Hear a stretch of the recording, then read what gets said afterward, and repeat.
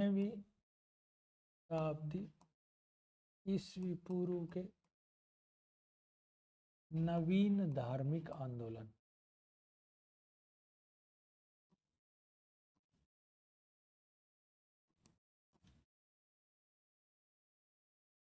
देखो कल मैंने आपको बताया था 6वीं शताब्दी ईस्वी पूर्व एक लैंडमार्क है। कुछ सोशल इकोनॉमिक चेंज आ रहे थे, उनमें चेंज आने की वजह से सोसाइटी में जबरदस्त चेंज आया। वो चेंज क्या क्या थे समझ लेना। देखो 6वीं शताब्दी ईस्वी पूर्व मतलब 600 बीसी। 600 बीसी में 62 नवीन धार्मिक संप्रदाय थे।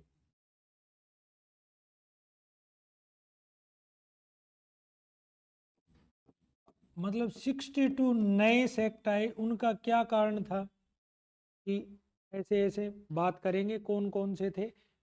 मेन जो आपके सिलेबस में दे रखे हैं वो है, आज बात करेंगे बौद्ध धर्म की, जैन की और आजीवक की। ये तीन आपके सिलेबस में दे रखे हैं ना। आरएएस के अब जैसे आजीवक बिल्कुल छोटा सा टॉपिक है, हर बार आजीवक में से सवाल आता है। बिल्कुल छोटा सा टॉपिक है, कुछ भी नहीं, नाम मात्र। ठीक है, अब बताता हूँ। देखो अब हर चीज का कोई कारण होता है, तो क्या कारण थे कि 6वीं शताब्दी ईस्वी पूर्व में नवीन धार्मिक आंदोलनों का उदय हुआ।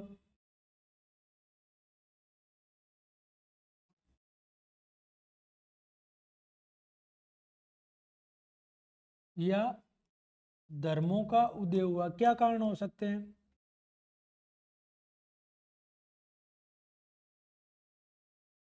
ये इंपॉर्टेंट है। क्या कारण थे ऐसे? देखो बहुत सरल सरल से कारण है, एकदम ऐसे आपको बिल्कुल भी परेशानी नहीं होगी समझने में। देखो क्या कारण थे। अब वैदिक धर्म से लोग परेशान थे, ठीक है। तो वैदिक धर्म की ब्राह्मणवादी व्यवस्था से, ब्राह्मणवादी व्यवस्था के प्रति आक्रोश।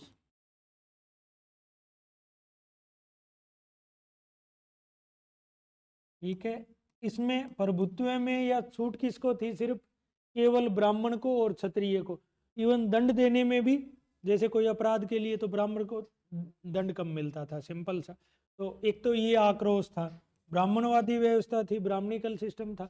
ठीक है, सिंपल सा। इंग्लिश मीडियम का कौन है आज? कोई नहीं है आज तो।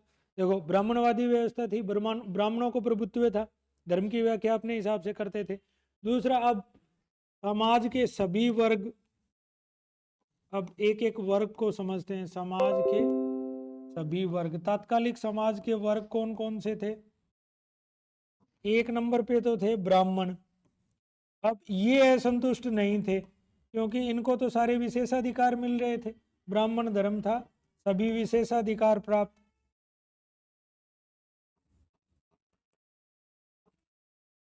अब नाराज कौन था? क्षत्रिय। क्षत्रिय ये सोचते थे कि हम युद्ध लड़ते हैं, देश की रक्षा करते हैं, हम राजा हैं, लेकिन हमें वो सम्मान नहीं मिल रहा जिसके हम हकदार हैं। इसीलिए आप देखोगे कि बौद्ध और जैन के प्रवर्तक भगवान बुद्ध और महावीर स्वामी दोनों के दोनों क्षत्रिय राजकुमार है। वो ये कहते हैं क्षत्रिय युद्ध भी नहीं लड़ सकते, अकेला युद्ध नहीं लड़ता है, क्षत्रिय ज्ञान विज्ञान में भी आगे। तो इसको सुंदर तरीके से कैसे लिखोगे? ब्राह्मणवादी प्रभुत्व को छात्र चुनौती, यही होगी। क्षत्रिय चुनौती देगा तो उसको छात्र चुनौती होगी। देखो ब्राह्मणवादी धार्मिक प्रभुत्व को क्षत्रियों की चुनौती। सिंपल सी बात है। आप बहुत सारी जगह देखोगे इस समय बहुत सारे राजा होंगे जो अपने ज्ञान विज्ञान के लिए भी जाने जाएंगे। जैसे सीता के पिताजी थे विदेह के राजा, विदेह राज जनक जिनको कहते हैं। तो इनमें प्रभुत्व के लिए आपस में संघर्ष होगा, तो वो ब्राह्मण धर्म को त्याग देंगे, ठीक है, या वैदिक धर्म को त्याग देंगे। तीसरा, वेश्य। वेश्य क्यों असंतुष्ट थे? देखो उत्पादन का सारा काम वेश्यों के जिम्मे था। इस समय तक वेश्य का काम क्या था? कृषि और व्यापार। और सबसे ज्यादा टैक्स कौन दे रहा था? राज्य को कर कौन दे रहे थे सबसे ज्यादा? यही चुका रहे थे, राज्य को सबसे ज्यादा कर। और ये क्या कहते थे? हालांकि ये द्विज में आते थे। द्विज क्या होता है? जो जिसका ये समझते हैं उपनयन संस्कार होता है उसी दिन वो पहनते हैं। द्विज जिसको जनेऊ जिसको बोलते हैं। द्विज का मतलब क्या होता है? 2 बार जन्म लेने वाला। 2 बार जन्म कौन कौन लेते हैं? एक तो अंडज पक्षी जिसको कहते हैं, एक बार अंडा आया माता के गर्भ से, तो दूसरी बार अंडे को बाहर निकला। तो वैसे ही जब विद्या के लिए उपनयन संस्कार होता है उसको आदमी का दूसरा जन्म। वेश्यों को ये अधिकार तो था, लेकिन वेश्यों के साथ क्या क्या दिक्कत थी? टैक्स का भार अकेले किस पे था? अकेले वेश्य पे थे। प्लस वैदिक धर्म में इनको वो सम्मान नहीं मिलता था। दूसरा जो अपने धर्मशास्त्र है उनमें ब्याज पे धन देने को क्या माना है? अधम और नीच काम माना है। अभी भी कह देते हैं ना ये तो ब्याज की कमाई खाता है। इनका काम क्या था? ब्याज पे धन देना। वैसे का तो काम यही है। ठीक है, तो जिसको कुसीदवर्ती या ब्याजवर्ती कहते हैं उसको अच्छा नहीं मानते थे। तो वैसे असंतुष्ट थे, है ना? वैसे असंतुष्ट थे क्या? किन किन बातों से? वैदिक धर्म में उतना सम्मान नहीं, उतना सम्मान नहीं था। और दूसरा ब्याज की मनाही थी, जिसको कुसूदवर्ती कहते हैं। और शूद्रों के क्या दिक्कत थी? शूद्रों के तो सारी ही दिक्कत थी। उनका सिंपल सा दे रखा था कि इनका काम है चारों वर्णों की सेवा करना। तो शुद्ध तीनों वर्णों की सेवा, तीनों वर्णों की सेवा करना। तो इन्होंने तुरंत क्या किया? तुरंत बौद्ध और जैन धर्म की तरफ चले गए। अब सिंपल सा ये समझना, अंबेडकर जी ने कौन सा धर्म अपना लिया था अंतिम समय में? जहां भी ब्राह्मण धर्म की या हिंदू धर्म की तकरार होगी वो बौद्धों से तकरार होगी हमेशा। शंकराचार्य आएंगे। शंकराचार्य किसके विरुद्ध आए थे? बौद्धों के विरुद्ध आए थे। बौद्धों को ही तर्क में हराया था। ठीक है, आगे बढ़ते जाओ। तो समाज के सारे वर्ग असंतुष्ट थे। प्लस जो नई अर्थव्यवस्था थी उसमें खेती का विस्तार हो रहा था ना। 6 शताब्दी ईस्वी पूर्व में लोहा आ गया था। लोहे से कृषि का विस्तार देखते जाना। इससे क्या क्या? कृषि का विस्तार। और कृषि के लिए चाहिए बैल, और यज्ञ में बैलों की क्या दी जा रही थी? बलि दी जा रही थी। तो एक तो ये कारण हो गया। एक, कृषि का विस्तार हुआ तो शिल्पों का भी उदय हुआ। शिल्पों व नगरों का उदय। इन लोगों ने नए धर्मों को अपनाया। जो शिल्पी थे नगरों, क्योंकि बौद्ध और जैन दोनों ही व्यापार को सपोर्ट करते हैं ना। खेती, दोनों धर्म अहिंसा को मानते हैं। बौद्ध जैन वो ये कहते हैं खेती करने से हिंसा होती है, जानवर मरते हैं। तो आप जैन कम्युनिटी छोटी सी है भारत की, अभी माइनॉरिटी का कुछ साल पहले उनको दर्जा मिला था। जैन सारे क्या करते हैं? सारे व्यापार करते हैं। सोचो ही मत, व्यापार ही करते हैं, सोचने की जरूरत नहीं है। तो क्यों ये जो बौद्ध जैन धर्म थे ये व्यापार को सपोर्ट कर रहे थे।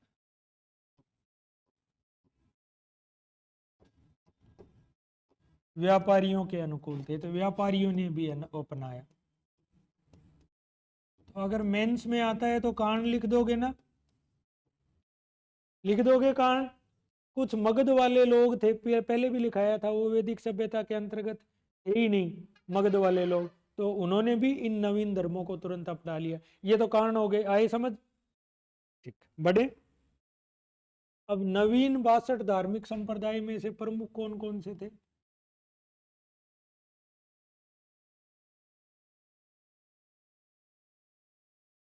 पहले जैन। प्रवर्तक कौन थे? महावीर स्वामी। इनको क्या कहते हैं? महावीर स्वामी को निगठ नाथपुत कहते हैं इन ग्रंथों में। निगठ पाली का शब्द है, नाथपुत। बौद्ध, भगवान बुद्ध। इसके अलावा कौन से थे? आजीवक संप्रदाय था। आजीवक का प्रवर्तक कौन था? मखलीपुत गोसाल।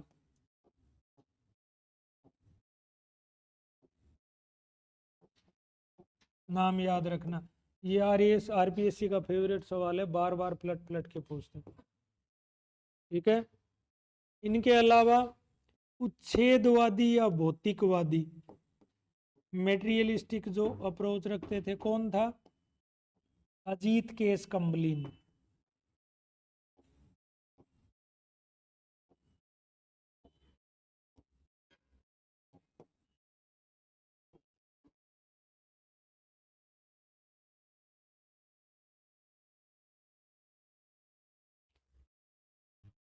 नित्यवादी पकुद कचायन, ये नाम थे, बताऊंगा क्या क्या सोचते थे। अक्रियावादी पूर्ण कश्यप। संदेहवादी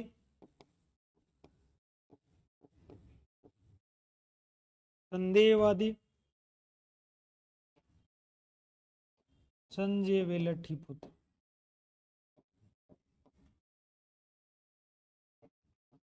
ये प्राकृत भाषा में शब्द हैं, इसलिए आपको ऐसा लग रहा है। ये याद कर लेना, अपने सिलेबस में 3 है, इनके हिसाब से पूछ ले। फाइंड द करेक्ट मैच में आएगा ये, है ना। सुमेलित कीजिए। ये 62 धार्मिक संप्रदाय है। अपने सिलेबस में जैन है, बौद्ध है और आजीवक है। लेकिन इनके साथ कुछ अन्य प्रमुख धार्मिक संप्रदाय फेमस थे, वो ये थे। ठीक है। सबकी अपनी अपनी फिलोसॉफी थी। जैसे सिंपल सा ये समझो, जैन बौद्ध तो पढ़ेंगे। आजीवक क्या कहते थे कि पूरी दुनिया जो संचालित हो रही है ना, वो दिव्य ब्रह्मांडीय शक्ति से संचालित हो रही है। ठीक है। और प्रत्येक चीज है वो जो होनी है वो होके रहेगी, नियत है। ये फ्रेटर्निटी में विश्वास करते थे। Everything is control by divine universal power. प्रत्येक वस्तु ब्रह्मांड ही संचालित कर रहा है। उच्छेदवादी ये भौतिकवादी थे कि जो चीज अपने सामने है उसी का अस्तित्व है। नित्यवादी ये मानते थे, हर एक चीज में विश्वास करते थे। ये एक नित्यवादी या नियतिवादी थे कि जो होना है वो होके रहेगा। ठीक है। अक्रियावादी ये कहता था कि मनुष्य को कर्म नहीं करना चाहिए, कर्म करने से कोई लाभ नहीं होता। संदेहवादी ये प्रत्येक वस्तु पे संदेह करते थे। ठीक है। ये इसलिए अपनी अपनी इनकी थ्योरी है। एक तो इनमें से सवाल आता है, एक जो वैदिक दर्शन की 6 शाखाएं हैं उनमें से सवाल पूछा है, वो एक बार एंशिएंट पूरी करवा के आपको वो मैं अलग से टॉपिक करवा दूँ। ठीक है। अब बढ़ो आगे। अब बात करते हैं बौद्ध धर्म की। पहले ये भगवान बुद्ध को है ना, प्रत्येक स्टूडेंट को वैसे ही पढ़ना चाहिए। दुनिया के आज तक जितने सुधारक हुए हैं उनमें सबसे व्यवहारिक व्यक्ति अगर कोई है तो वो भगवान बुद्ध है। बताऊंगा कैसे व्यवहारिक है। हिस्ट्री सिर्फ एग्जाम के लिए नहीं पढ़नी, जो जीवन में उतारने लायक चीजें उनको जीवन में भी उतारना है। ठीक है। भगवान बुद्ध आपको बहुत सारी चीजें बताएंगे जो आपको सीखनी है। ठीक है। शुरू करते हैं। देखो, प्रवर्तक कौन थे बौद्ध धर्म के?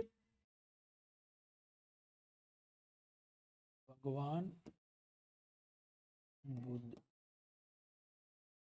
कहाँ के रहने वाले थे? लुम्बिनी है नेपाल बॉर्डर पे, लुम्बिनी कपिलवस्तु के पास में, नेपाल की तराई है ना, नेपाल बॉर्डर पर है। तराई में, तराई का मतलब समझते हो ना, फुटिल, कोई पहाड़ी के नीचे वाला एरिया जो फुटिल वाला, उपत्यका जिसको कहते हैं। लुम्बिनी कपिल नेपाल, ये लुम्बिनी ग्राम में हुआ था, है ना। ज्ञात्रक क्षत्रिय थे, शाक्य क्षत्रिय थे, शाक्य क्षत्रिय। पिता का क्या नाम था? सुदोधन महामाया के पुत्र थे। सुदोधन पिता, माता महामाया। महामाया की जन्म के 7 दिन में ही मृत्यु हो गई, तो पालन पोषण किसने किया? मौसी गौतमी प्रजापति।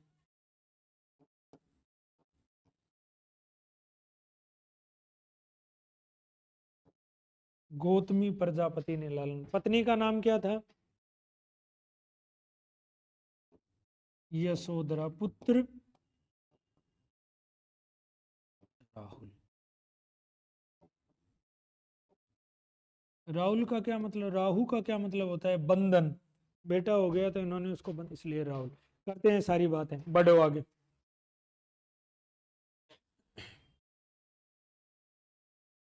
देखो ये क्षत्रिय राजकुमार थे, तो क्षत्रिय राजकुमार का लालन पालन अच्छे से किया जाएगा। इनका ये शाक्य गणतंत्र था, इनका गणतंत्र था, ठीक है। इनके पिता इनको बहुत अच्छे से सारी सुख सुविधाओं का ध्यान रख रहे थे। लेकिन देखो, जिसको जीवन के प्रति विरक्ति किसकी होगी? जिसको सारी सांसारिक सुख सुविधाएं मिल गई। ये ह्यूमन बिहेवियर है ना, जो चीज़ नहीं है उसी की तरफ भागता है ना आदमी, ठीक है। कुछ इन धर्मों की ये विशेषता भी, आप अगर अखबार पढ़ते हो तो बहुत बार, जैसे जैन साध्वियाँ कौन बनती हैं, साध्वी की दीक्षा कौन ग्रहण करते हैं? बहुत सारे डॉक्टर, बहुत अमीर लोग, लड़कियां। देखा है कभी? देखोगे कहाँ से, अखबार तुम खोलते नहीं। अखबार पढ़ा करो, ठीक है ना। जैन साधु तो देखे होंगे, बौद्ध भिक्षु, देखे हैं? चलो करते हैं।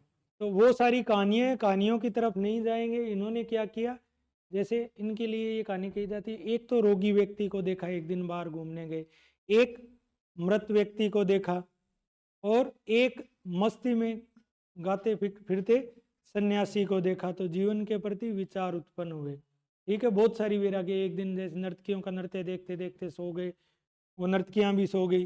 फिर आधी रात को उठे, उनका अस्त व्यस्त देखा, तो उस नारी रूप के प्रति भी इनके मन में वितृष्णा आ गई कि वो बड़ी कुरूप लगी। तो वो बहुत सारी कहानियां हैं, उन कहानियों पे नहीं जाएंगे। 29 वर्ष की आयु में गृह त्याग कर दिया, इसलिए ज्ञान प्राप्ति के लिए।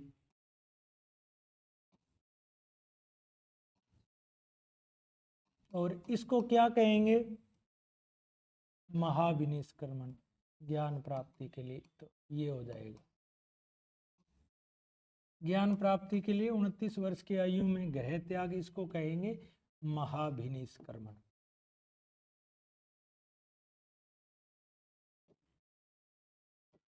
सात वर्ष तक इधर उधर भटकते रहे, भटकते रहे। कहाँ कहाँ गए? प्रमुख एक तो आलार कालाम था, सांख्य दर्शन का सन्यासी था, आलार कालाम के पास गए, ठीक है। आलार कालाम इनके, जैसे इनके पास ये गए थे, सांख्य दर्शन के ये थे। फिर इनको कौंडिन्य आदि 5 ब्राह्मण मिले।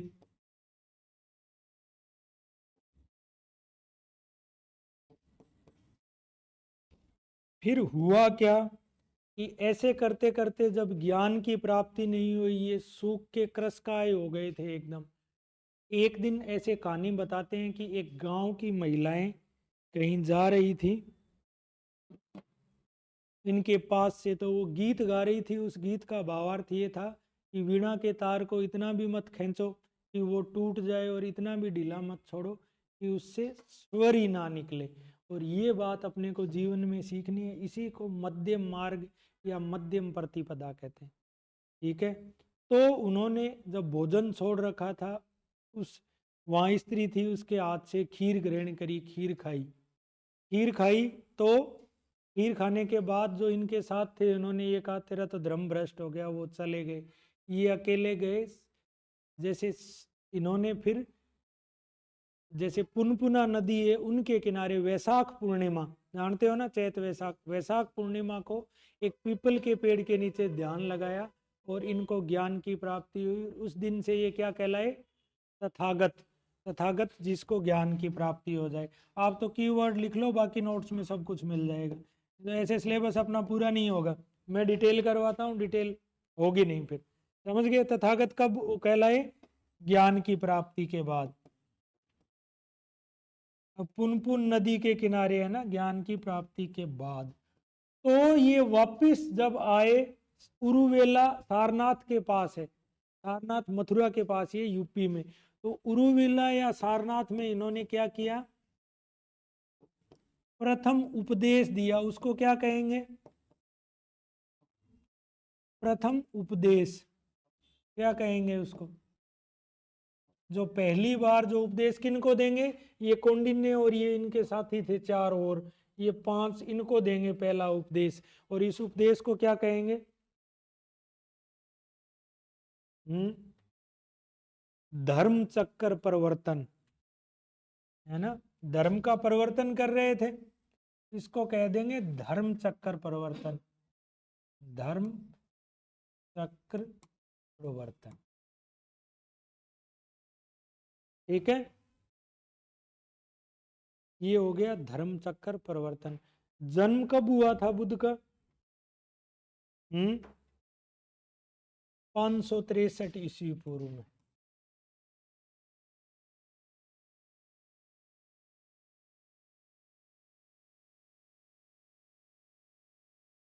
ठीक है, 563 ईस्वी पूर्व में। मृत्यु कब होगी? कब होगी? मृत्यु होगी 483 ईस्वी में, 80 साल की। ये शरीर से बहुत तगड़े थे, ऐसे याद रख लेना। महावीर स्वामी 72 साल जिएंगे, ये 80 साल ये घूम घूम के उपदेश देते थे, क्योंकि इन्होंने मध्यम मार्ग का पालन किया। मतलब, और इस बात को जीवन में उतारना है आप लोग। जैसे स्टूडेंट के लिए मध्यम मार्ग क्या है? इतना भी ठूस ठूस के नहीं खा ले कि जब पढ़ने बैठे तो उसको बेहोशी छाए, और इतना कम भी नहीं खाए कि शरीर से एकदम कमजोर हो जाए। और ये बात ठीक है कि नहीं? ठीक है ना? तो इन दोनों चीजों का ध्यान रखना है। ये मध्यम मार्ग है। जीवन में कोई भी काम करो तो उसमें हमेशा मध्यम मार्ग या मध्यम प्रतिबद्धता जिसको कहते हैं वो। और वो ऐसे नहीं कह रहा, ये इसलिए कह रहा हूँ, जैन धर्म लुप्त हो गया ना दुनिया से। कहाँ है जैन धर्म? भारत में है सिर्फ, वो भी 2% से कम है। बौद्ध धर्म पूरी दुनिया में, आधी दुनिया में, China, Burma, Myanmar, Laos, Cambodia, Vietnam, Sri Lanka, Bharat से तो खत्म हो गया, अफगानिस्तान में था। अरबों के आने से पहले इस जो अपना अफगानिस्तान है वो बहुत बड़ा केंद्र था। इतनी बड़ी दुनिया में फैला तो क्यों फैला? क्योंकि भगवान बुद्ध खुद बहुत व्यवहारिक व्यक्ति थे। समझने वाली बात है।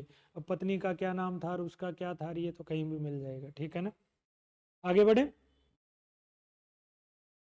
धर्म चक्कर परिवर्तन, उरुवेला या सारनाथ। ठीक है, अब बात करते हैं बौद्ध दर्शन की। बौद्ध दर्शन क्या था समझना थोड़ा थोड़ा, है ना? अब दर्शन पढ़ना पड़ेगा। देखो, बौद्ध दर्शन, जो व्यवहारिक व्यक्ति होगा वो किस चीज, वो ईश्वर आत्मा की बात करेगा या व्यवहारिक जगत की समस्याओं की बात करेगा? दर्शन का मतलब फिलोसॉफी। बताओ। तो यहां लिख लेना, भगवान बुद्ध की स्वामी विवेकानंद और गांधी जी बहुत तारीफ करते हैं। कभी स्वामी विवेकानंद या गांधी जी पढ़ो तो आपको पता लगेगा। भगवान बुद्ध व्यवहारिक व्यक्ति थे, तो उन्होंने जगत की व्यवहारिक समस्याओं की ओर ध्यान लगाया। ठीक है, तो उन्होंने जगत की व्यवहारिक समस्याओं की तरफ ध्यान लगाया। अब बताओ, इनकी फिलोसॉफी में केंद्रीय चीज क्या है? ये आपसे पूछते हैं, क्या है सेंट्रल एलिमेंट? वो दुख की बात करते हैं। वो ये कहते हैं, जहां देखो वहां दुख है। जन्म दुख है, मृत्यु दुख है, किसी प्रिय का बिछड़ना दुख है, रोग दुख है, हर चीज में दुख ही दुख है। संसार में दुख व्याप्त है। सच्ची बात है क्या? तो उन्होंने दुख की तरफ ध्यान दिया। जो वैदिक दर्शन जिसका सारा का सारा ध्यान आत्मा और ईश्वर की तरफ था, उन्होंने ये बोल के कहा कि किसी व्यक्ति को जहर से बुझा हुआ तीर लग जाए, उसमें तीर था, तीर का ही एग्जाम्पल देंगे, तो वो उस व्यक्ति का तीर खींच के निकालना चाहिए, उसका उपचार करना चाहिए, या ये ध्यान करना चाहिए तीर कौन सी दिशा से आए, तीर मारने वाला कौन है, तीर की लंबाई चौड़ाई क्या है। तो उन्होंने जो अब तक दर्शन की निरर्थक वार्ता चली आ रही थी, ईश्वर आत्मा, उसको उड़ा दिया कि बात ही नहीं करनी ईश्वर आत्मा की। संसार में तो इतने सारे दुख है। ठीक वैसे ही है, जैसे कोई सरकार मंदिर मस्जिद की बात करे तो लोग उसको जाके ये कहें भी इतने भूखे नंगे लोग घूम रहे हैं, इनकी शिक्षा की व्यवस्था करो, इनके भोजन की व्यवस्था करो। ठीक है, कुछ कुछ वैसे व्यवहारिक दर्शन था। भगवान बुद्ध व्यवहारिक व्यक्ति थे, तो इन्होंने ध्यान किसकी तरफ लगाया? दुख की तरफ। दुख इनकी फिलोसफी का केंद्रीय तत्व है, दुख। तोरो या माइजरी जिसको कहते हैं, दुख। अब 4 आर्य सत्य बताएंगे। 4 आर्य सत्य क्या है इनके? दुख है। दुख का है का मतलब दुख का अस्तित्व स्वीकार करते हैं, दुख का कारण है, दुख का कारण बताते हैं, और दुख का निवारण संभव है।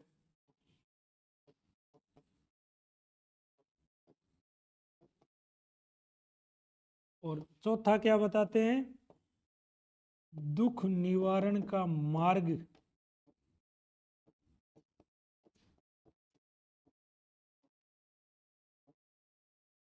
ठीक है, देखो इधर देख लो, दुख है में तो वो कहते हैं दुख का अस्तित्व है संसार में। फिर वो बताते हैं दुख का कारण क्या बताते हैं? तृष्णा। तृष्णा का मतलब क्या होता है? डिजायर्स या इच्छाएं, तृष्णा। जिस व्यक्ति को कोई इच्छा ही नहीं होगी उसके काय का दुख होगा? सारी वहीं से इच्छाओं से ही तो दुख की। दुख निवारण संभव है। वो कहते हैं कि दुख है, लेकिन व्यवहारिक व्यक्ति थे तो उन्होंने ईश्वर आत्मा की तरह बातें गोल नहीं करी। उन्होंने कहा हाँ, दुख का इलाज किया जा सकता है। और वो दुख के इलाज के जो मार्ग है उसको क्या कहेंगे? उसको अष्टांगिक मार्ग कहेंगे। उसके 8 अंग हैं, तो इसको क्या कहेंगे? अष्टांगिक मार्ग या मध्यम पर अष्टांगिक। 8 अंग जिसके हों, अष्टांगिक मार्ग, या इसी को मध्यम प्रतिपदा भी कहते हैं। मध्यम प्रतिपदा, मध्यम मार्ग है ना। पाली में इसको मध्यम प्रतिपदा भी कह देते हैं, मध्यम प्रतिपदा। ये इंपॉर्टेंट है, मध्यम प्रतिपदा, वैसे ध्यान रखना। देखो और कहीं काम आए नहीं आए, ये चीजें जीवन में जरूर काम आएगी। इसलिए मैं बौद्ध जैन में पूरा टाइम लेता हूँ, बौद्ध में स्पेशली। मुझसे RAS के इंटरव्यू में पूछा था कि आपका फिलोसॉफी के स्टूडेंट उनके पास रहता है कि आपको सबसे ज़्यादा फेवरेट दर्शन कौन सा है, तो मैंने बौद्ध दर्शन बताया।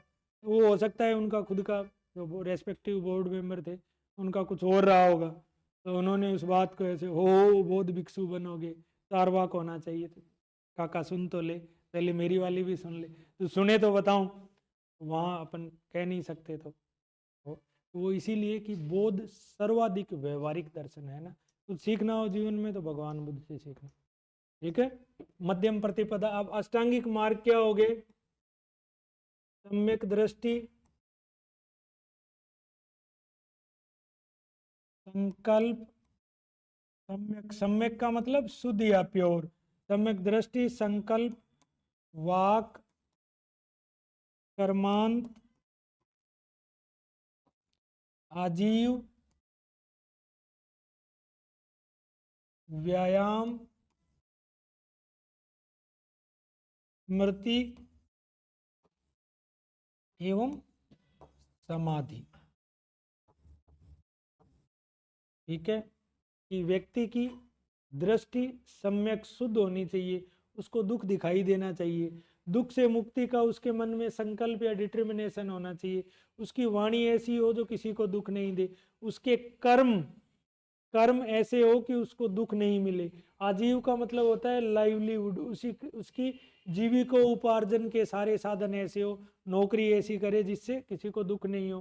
फिर इस चीज का वो दुख से बचने का अभ्यास करे, दुख से मुझे बचना है इस बात को हमेशा स्मृति में रखे। और समाधि तो अंतिम उपाय है ही।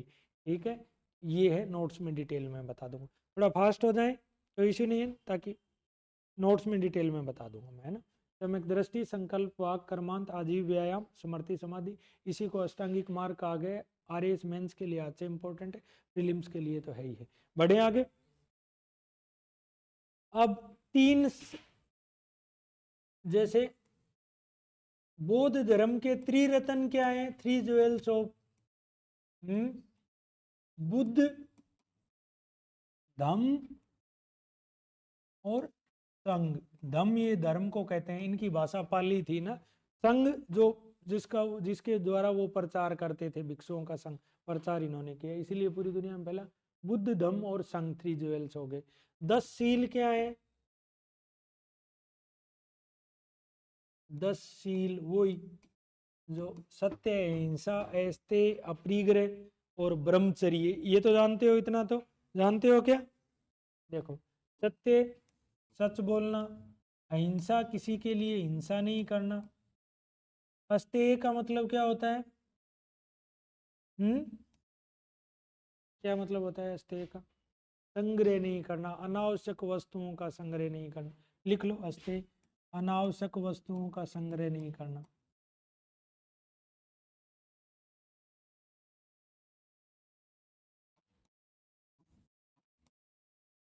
ये बात सही है क्या?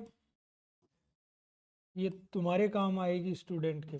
जैसे मेरे से बच्चे बहुत बार पूछते हैं, जब स्टूडेंट हैं तुम्हारे मन में रहता है, देखो जितना सफर में सामान कम होगा ना, उतनी सफर आसान होगा।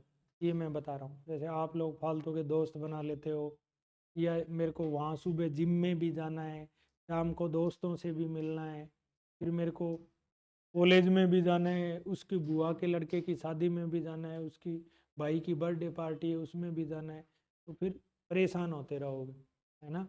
तो जितना जितना जो व्यक्ति इस चीज़ का पालन करेगा, इसको नॉन कलेक्शन कहते हैं, हंसते।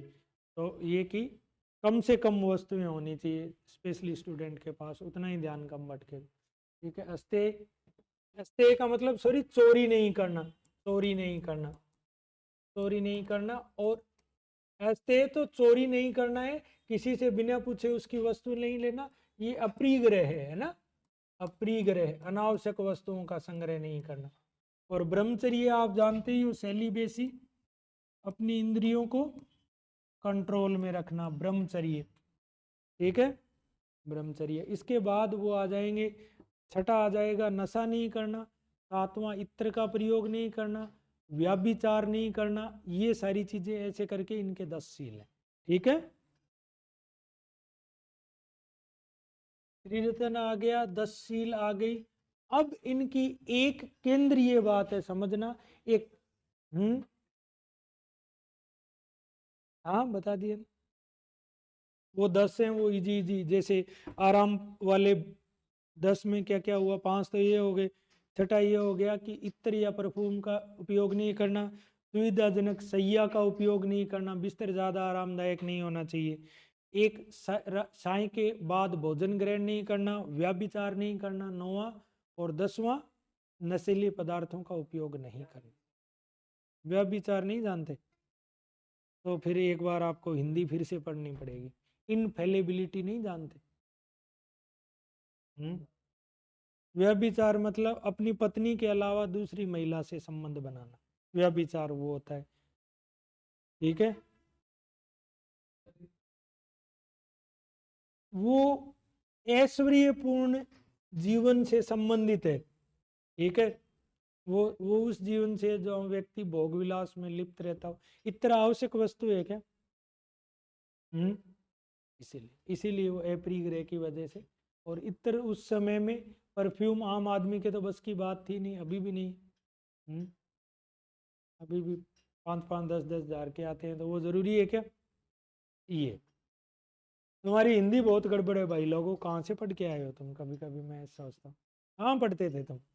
हम्म अब पढ़ लो, कोई बात, अब हो जाएगा।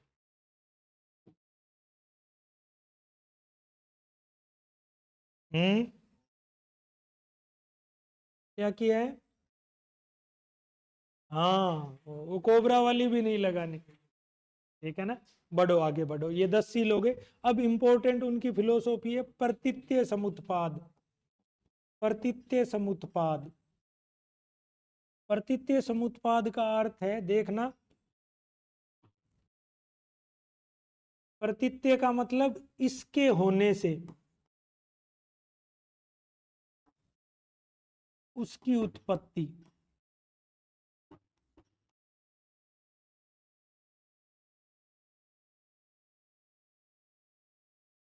ठीक है, ये कहते हैं, ये प्रतित्य समुत्पाद कार्य कारण का सिद्धांत हो गया कि प्रत्येक वस्तु के मूल में कोई कोई कारण है, अकारण कोई कार्य नहीं होता।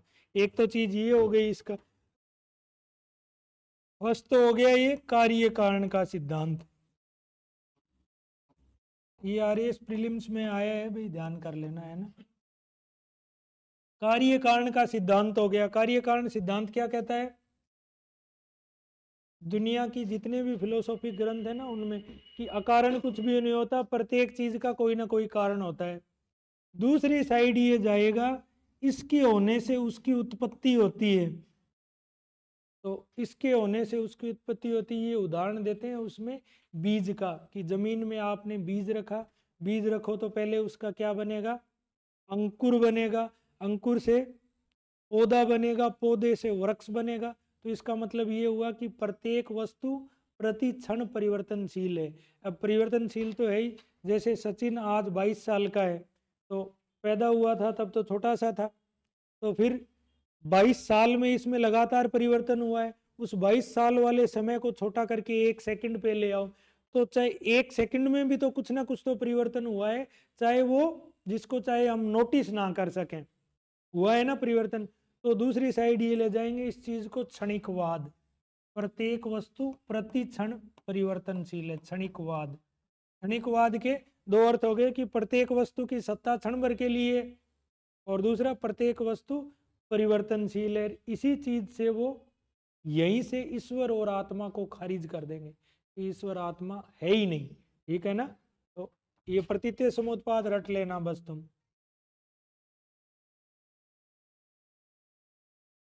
कार्य कारण का सिद्धांत है, ये क्षणिकवाद याद रखना। और दूसरा क्या है, इसी से निकल के आएगा अनात्मवाद और अनीश्वरवाद। ये आत्मा और ईश्वर में विश्वास नहीं करते, और ये उस समय के लिहाज से बात बड़ी क्रांतिकारी बात थी। तुम में से कितने लोग देखे हैं तुमने आज तक जो ईश्वर को नहीं मानते? कितने हैं? इन्होंने खारिज कर दिया था, है ही नहीं ईश्वर। ठीक है, क्षणिकवाद क्या चला जाए, एक तो अनात्मवाद का मतलब आत्मा को नहीं मानना, और अनीश्वरवाद। अब थोड़ी समझने में टफ लगेगी तुम्हें, पर ये काम बहुत आएगी, है ना। मतलब आत्मा का अस्तित्व नहीं मानना,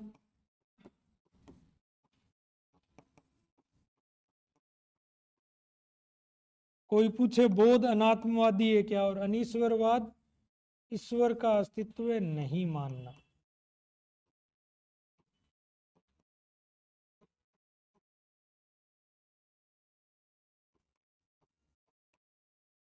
ठीक है, अनात्मवादी भी है, अनीश्वरवादी है। ये प्रतीत्य समुत्पाद जो है वो तुम्हारे आरएस प्री में मतलब पूछा गया है।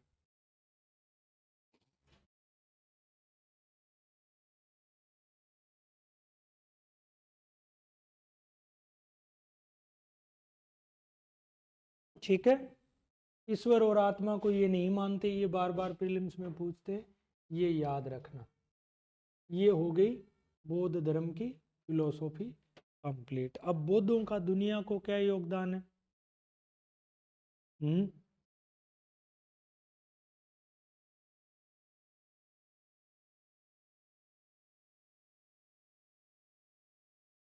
नहीं, डाउट मत करो, मेरा दूसरा सब्जेक्ट फिलोसॉफी भी रहा है, तो मैं मेरी ये फिलोसॉफी का भी हुआ है। मैं एकदम कट टू शॉर्ट करके बता रहा हूँ। प्रतीत्य का मतलब है इसके होने से समुत्पाद, इसकी उत्पत्ति होना, और इसके लिए उदाहरण देते हैं वो बीज और वृक्ष का।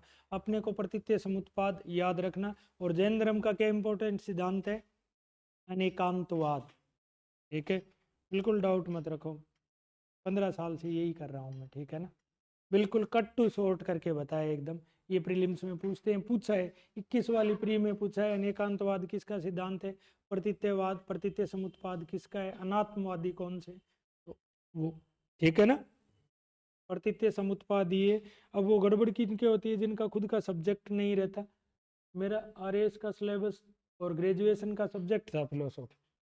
ठीक है, प्योर हिस्ट्री वाले को थोड़ी सी दिक्कत होती है, बट कट टू शॉर्ट करके बता दिया। ज़्यादा स्मार्ट वो होगा जो इसको याद कर लेगा, जरूरी थोड़ी है हर चीज़ समझना। एक देखो, 4 बौद्ध संगीतियां हुई थी। ठीक है, पहले पढ़ लो बौद्ध धर्म की देन।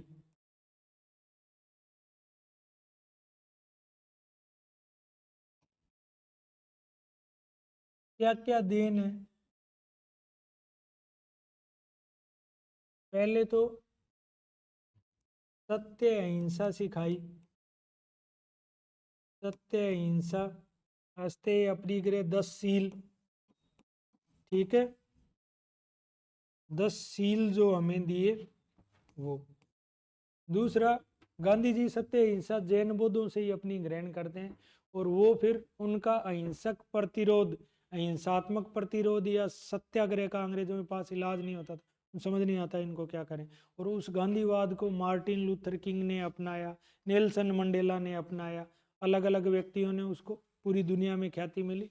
तो गांधी जी की वो सत्य अहिंसा वाली थ्योरी जैन और बौद्ध से प्रभावित है। हालांकि इनका सत्य अहिंसा व्यवहारिक या मध्यम मार्गी है, जैनों का हद से ज्यादा है।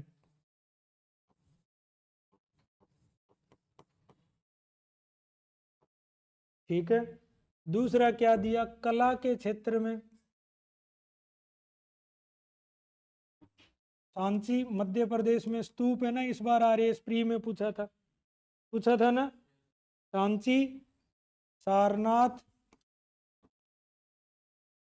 ये मध्य प्रदेश में, और बरहूत का भी मध्य प्रदेश में के स्तूप, स्तूप भगवान बुद्ध के अवशेषों पे बनाए जाते थे। सांची, सारनाथ और बरहूत के स्तूप जो है वो बनाने वाले, तो सांची सारनाथ वाला शुरुआत तो अशोक ने कर दी थी, पूर्ण किसने किया, अशोक के बाद में जो शुंग शासक आए पुष्यमित्र शुंग ने किया। ठीक है, और अजंता, अजंता की गुफाएं कहाँ है, महाराष्ट्र में, एलोरा की महाराष्ट्र में, इनमें बौद्ध चित्र है। हालांकि अजंत महाराष्ट्र के औरंगाबाद जिले में है अजंता की, और घोड़े की नाल में 27 बनी हुई है, इनमें से फिर 3 में ही बौद्ध चित्रण मिलता है, और वो चित्र जो है अजंता की गुफाओं का वो शानदार है, वो गुप्त काल का है, आगे गुप्त काल में चर्चा करेंगे। अजंता, एलोरा और बाघ की गुफाएं मध्य प्रदेश में है ना, बाघ की गुफाएं। ठीक है, कला के क्षेत्र में ये योगदान है। साहित्य इनका इतना विशद है कि सोच ही नहीं सकते। साहित्य बौद्ध धर्म का किस में है, पाली भाषा में, और जैनों का किस में है, जैनों का प्राकृत में। पाली भाषा में साहित्य में 3 इंपॉर्टेंट किताबें हैं। पहली तो त्रिपिटक जिनको कहते हैं, त्रिपिटक कौन कौन सी है,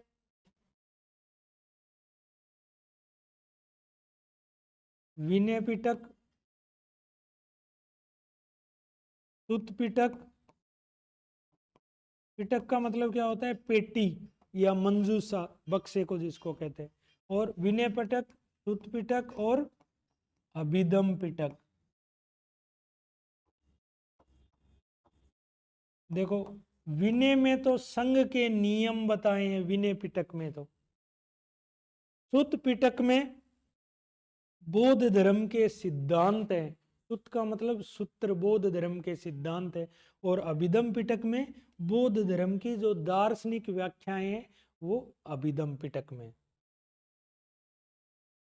विनय पिटक, इसके अलावा बहुत बड़ा अवदान साहित्य जो जो यूपीएससी बार बार पूछती है, अवदान साहित्य, दिव्य अवदान हो गया, आर्य मंजूश्री, मूल कल्प हो गया, बहुत सारे। ठीक है, लेकिन लिटरेचर का काम हुआ। दूसरा, बौद्ध धर्म दुनिया में फैला। अब अगर स्मारक में, कला में देखो तो जावा का बोरोबुदुर मंदिर है, जावा इंडोनेशिया का बोरोबुदुर मंदिर है ना, किसी ने नाम सुना है क्या, तुमने नहीं सुना तो भी है, बोरोबुदुर का स्मारक, बोरोबुदुर शैलेंद्र राजाओं ने बनाया था, कहाँ, इंडोनेशिया में। ठीक है, इतना तो पता होगा, इंडोनेशिया में रामायण महाभारत को हमसे ज्यादा मानते हैं हिंदू देवी देवताओं, पता है क्या, तो वो सारा जो वहाँ का शिलेंद्र या श्री विजय साम्राज्य था, आगे पढ़ाऊंगा वो। ठीक है, बस जावा का बोरोबुदुर अगर भाई देवी पूछ ले कि बौद्ध धर्म की दुनिया को क्या देने, तो ये लिख देना, लिख लो इसको अब स्पीड से।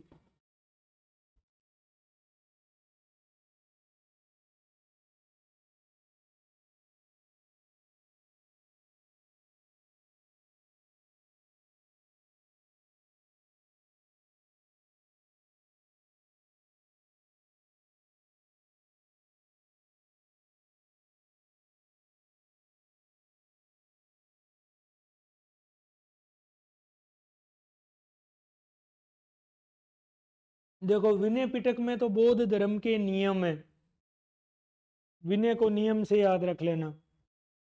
ठीक है, संघ के क्या नियम होंगे, कौन कौन प्रवेश पाएगा। सुत पिटक में बौद्ध धर्म के सिद्धांत हैं, कोई ना कोई, हर एक धर्म के अपने सिद्धांत होते हैं। और अभिधम पिटक में बौद्ध धर्म के दार्शनिक सिद्धांत है, दार्शनिक, गूढ़ दार्शनिक सिद्धांत।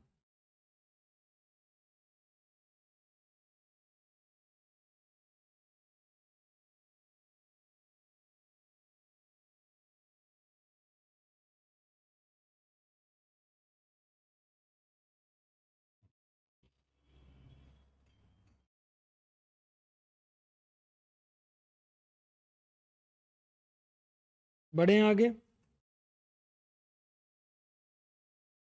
देखो 4 बौद्ध संगीतियां है ना, पढ़ लेना, आर्यस के लिहाज से, एसआई के लिहाज से इम्पोर्टेंट।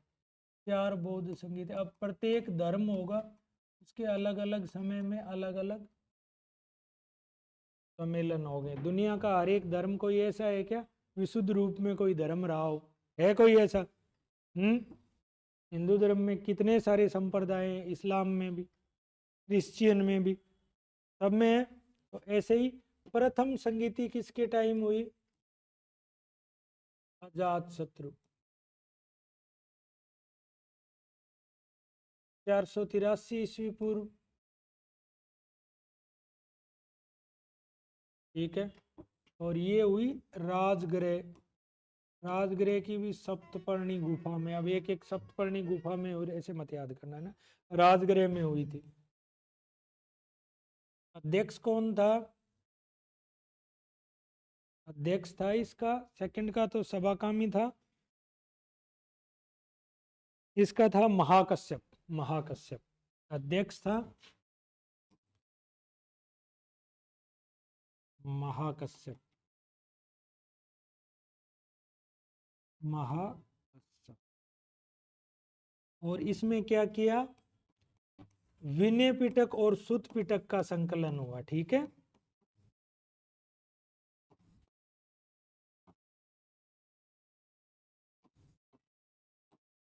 विनय पिटक और सुत पिटक का संकलन हुआ। ठीक है, ये फर्स्ट संगीति है। सेकंड किसके समय में हुई? कालाशोक के समय, शासक कालाशोक हो गया, समय इससे ठीक 100 साल कम, 383 ईस्वी पूर्व। ये राजगृह, तो ये पाटलिपुत्र में, सॉरी वैशाली में, हाँ इसके समय में राजधानी वैशाली थी, वैशाली में ये राजगृह, ये वैशाली, वो पाटलिपुत्र, और वो कुंडलवन कश्मीर चौथी, है ना, वैशाली में। और अध्यक्ष था सभा का मीर, सभा कामी भी कहते हैं उसको, सभा का मीर भी कहते हैं, सभा कामी भी कहते हैं। इसमें क्या हुआ? बौद्ध धर्म 2 भागों में बंट गया, एक तो स्थिर और एक महासांगिक। स्थिर और महासांगिक 2 भागों में बौद्ध धर्म बंट गया। ठीक है, अब तीसरी होगी, फर्स्ट अजात शत्रु हो गई, सेकंड कालाशोक हो गया, तीसरी होगी अशोक के समय में, और ये होगी लगभग 251 ईस्वी पूर्व, अशोक के समय में। ठीक है, और वैशाली की जगह स्थान आ जाएगा पाटलिपुत्र, और अध्यक्ष आ जाएगा मोगलीपुत्र 30। देखो प्रत्येक कोई ना कोई जो सभा होगी ना, उसका अध्यक्ष कोई विद्वान व्यक्ति होगा, धार्मिक विद्वान ही होगा। तो इसका अध्यक्ष कौन होता है? मोगलीपुत्र 30। और इसमें क्या होगा? अभिधम पिटक की रचना होगी।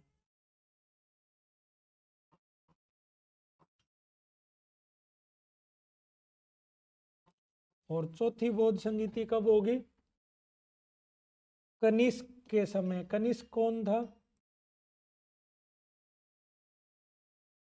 कुषाण शासक था, प्रथम सेंचुरी में होगी, है ना, फर्स्ट सेंचुरी में कुषाण शासक था, कनिष्क के समय में। ये होगी कुंडलवन कश्मीर।